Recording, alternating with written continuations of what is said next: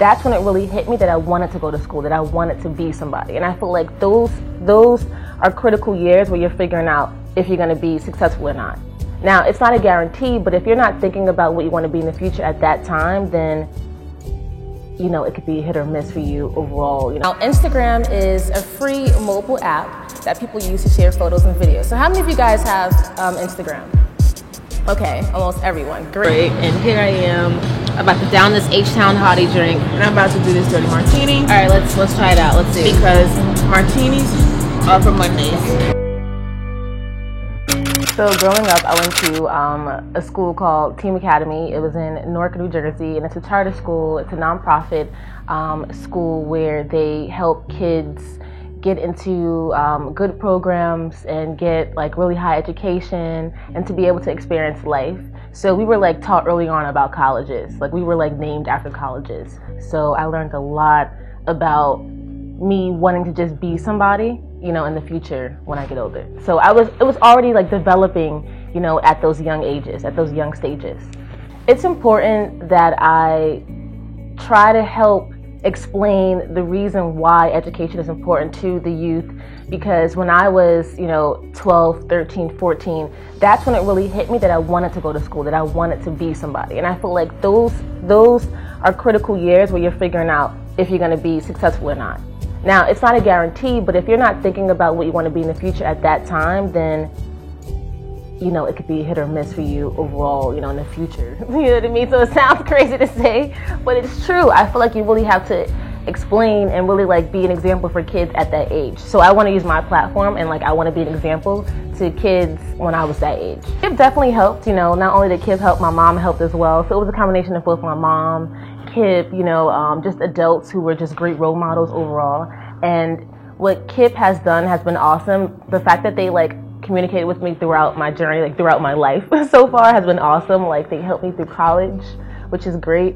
Through high school, they never disappeared. They were always there for me. So I appreciate that, and I had a great job with them at some point, before I got into where I am today. But they really have shown to really care about me and that they're willing to help me with anything that I need. So I really feel like it's my obligation to really just be there for them as well in return. And if I can just speak with other people who are similar to me or who look like me or who been through what I've been through growing up, then that's just awesome. So I'm down to help. Whatever I got to do to give back to my community, I'm down to do it. So today I'm here with Kip to to talk about how I was able to turn something I like to do for fun into a 7-figure business. So it was just a joke at first, having fun, this is cool. And then I slowly took it serious. So to explain how you can be a successful entrepreneur will be something that hopefully people can benefit from. First, it all began with Instagram. Now, Instagram is a free mobile app that people use to share photos and videos. So how many of you guys have Instagram? Okay, almost everyone. Great. All right, so basically it is one of the most popular apps to date after YouTube. And at this point, it has over 1 billion users who use it daily. Now, I began using Instagram at age 19, and I had about 50,000 followers due to posting about fashion. So it had nothing to do about health and fitness, it was all about fashion. And I've always known I was going to be great at social media because years ago I was really good at MySpace and Facebook, all of those things, but that was my gift, social media.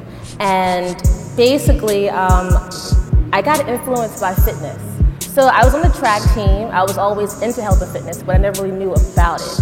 And at that point, I began copying the poses that I saw on Instagram. Everyone just looked so happy, holding salads and just smiling, and I wanted to be a part of that because at that point, I was depressed. I was failing out of school. I wasn't doing right. I didn't feel like I had any purpose. So I wanted to copy off of that, and hopefully I would be happy, right? So that's where it all began. And I began doing that, and I turned all of my followers into a strong female following. So before that, I had a really big male following due to posting a bunch of selfies and just fashion. And I was able to focus more on fitness, and it was really bringing in a lot of females who really was interested in that. And I began to create content based off of my following. So I listened to my followers and I gave them what they wanted. I partner with my business partner, which is my mom, and she has a background in both sales and marketing. So I didn't know anything about that, but she knew everything about that. I knew all about appealing to the masses on social media. So together we just joined one. She believed in me right away, and I was lucky and fortunate to have someone to really believe in me. So she quit her job to help me, to help Brittany Babe Fitness take off. If you had a protein shake, you were it. And I was unsure of any other way to brand myself, so I focused on using a protein supplement to get myself out there in the industry. And that's what I focused on. And I distributed protein shakes and things like that to my audience. I had to figure out how can I give them something. And at that time, I was also giving away meal plans and free workout programs if you got a shake from me. So that's how it all began. After a while, I had to separate myself from the brand. I was focused too much on this protein company and not so much on Brittany Babe. So that's where we get lost at. And I had to figure out how can I remove myself from this particular brand. And I didn't want to do it because I was so scared. Like, I'm known for this, but I did. And I listened to my audience and they all really liked me. They didn't care so much about the brand, it was me. So I listened to that, focused on that, and that's where it began. While being an entrepreneur, my grades suffered tremendously. I got kicked out of my first school, kicked out the track team. Had to go to community college and then work my way up to go to university. So it was horrible, but I had to figure out how to focus more on my time management as well as my personal development. And at the end of the day, education is power. Failure isn't the end, so if you're failing right now, just know that you're gonna succeed. You're gonna get where you wanna be with consistency. At one point, I was selling swimwear, and what I realized was that was taken away from BrittanyBabe.com. I was focused on a clothing line, but I couldn't focus on Brittany Babe Fitness, my community, helping women. And you can't focus on two things at once. You gotta give one your all, kill it, be a beast at it, and then you can always move on. Overall, today, I created several online programs as well as a community of women who really depend on each other and really support each other. And I reached millions across the globe, and my content is super exciting and bright, very visually appealing. And today I have over 100,000 members on BrittanyBabe.com who are active, who use my programs. And today I've hired Live Nation to create my app on iPhones, Android, like Comcast, Xfinity, Verizon. So all of my programs will be on those stations as well. And I'm also sponsored by tons of different companies who help bring an additional 6 figures a year to my website. As a public health educator and a graduate, my goal is to provide as much info to anyone who needs to hear about health and fitness, especially in urban communities. So this is me, right? Team Academy. When I look at that photo, I never thought I was going to be where I am today, like ever. And when I think about it, it makes me emotional because growing up, no one told me that I was really going to be someone. But when I went to Team Academy, they did help me realize that I could be someone, and that, a little girl like me, a little black kid who lived in Newark, New Jersey, like I was able to be someone, and believe in your dreams. So I knew at that age that I was going to be somebody. I didn't know who, but I knew I was going to go to college and I was going to figure it out. So I'm really thankful that, I was given the opportunity to be here today, and I hope that I've inspired you all in some way. This is my first time really talking, so I tried my best, but thank you all. Thanks for listening to me.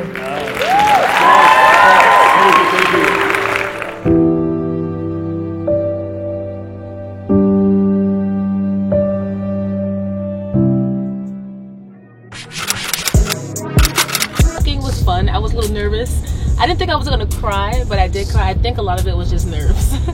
But yeah, I can't wait to get back to LA. I miss the palm trees, I miss the sun, I miss the motivational vibes. Yeah, we're not a martini on Monday though. Right? No martinis tonight. No martinis tonight.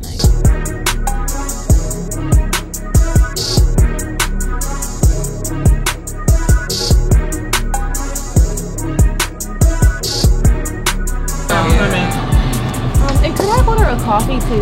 Just an American coffee, just cream. A coffee? Yeah, it's hot. Thank you. I said I wasn't gonna drink, right? And here I am, about to down this H-Town Hottie drink. And I'm about to do this dirty martini. All right, let's try it out. Let's see. Because martinis are for Mondays. Okay. Like one of the things like that, I mean, I didn't go to college, you know. I actually like dropped out of high school, and I think that kind of made me strong because basically it made me say, okay, I gotta hustle, I gotta get this money, I gotta make sure that my daughter doesn't have the same struggle that I have. I gotta bust my ass by all means necessary. So Google was my friend. Like, I mean, I Googled everything like you could think of, you know, to figure out how to make money. And you know, I listen to people. Who inspires me is hustlers. Like, for example, like I just saw something Nipsey Hussle, P Diddy. I love it. Like, I mean, I'm not attracted to these people, you know, because of their looks. I'm attracted to them because they're hustlers. Their stories. Their stories.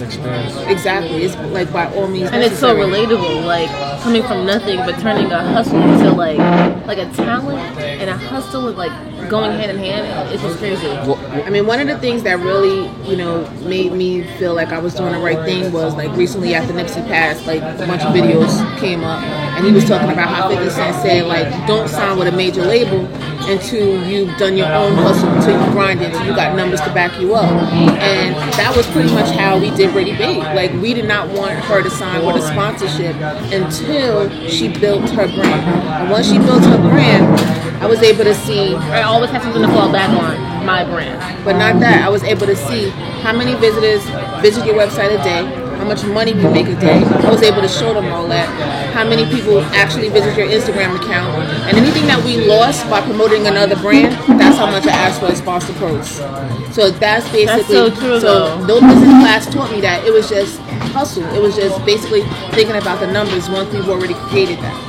Right. So now when you sign with these sponsors, it's not pennies, it's big bucks. And it shouldn't be, because as you're representing a brand, whether you're, you know, giving them a shout out or a mention, you're constantly promoting a brand by wearing the clothes. So even though a person, for example, even if a person doesn't buy something right away in that moment, they will eventually. Yeah. And that sale has come from it came from you years ago, I mean, months ago. Like, look at one of your sponsors. They had a big sale. I mean, these people didn't buy it then, but when that sale came, you did almost 6 figures for that company. Which is crazy, in I one didn't think day. that was gonna happen. In one day, you know. So this is just basically people constantly seeing it, and then eventually giving in. That's basically what social media is all about. It's constant repetition. Yeah. People don't just buy something and sing it once or twice or 3 times. It may take several times, you know, but eventually you convert that follower, that person, into a sale. Eventually, you know, in due time. Yeah. What was it like, or like when did you realize that you guys were like gonna work together and like just go all in on Britney Babe? Like what was like?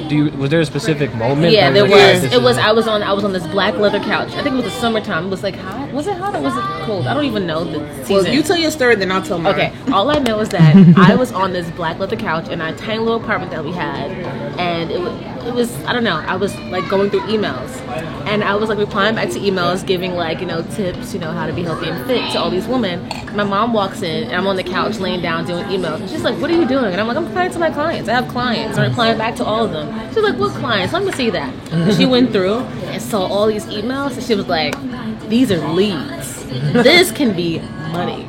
And then that's when I knew, like, it was just great. And she believed in me before I believed in myself, I guess. Saw the opportunity. Yeah, like, even though I was doing something, I didn't see it being anything serious. But she saw, which is super dope, because I don't think about it until I really sit down and think. Like, it's so cool to have a parent who really believes in you.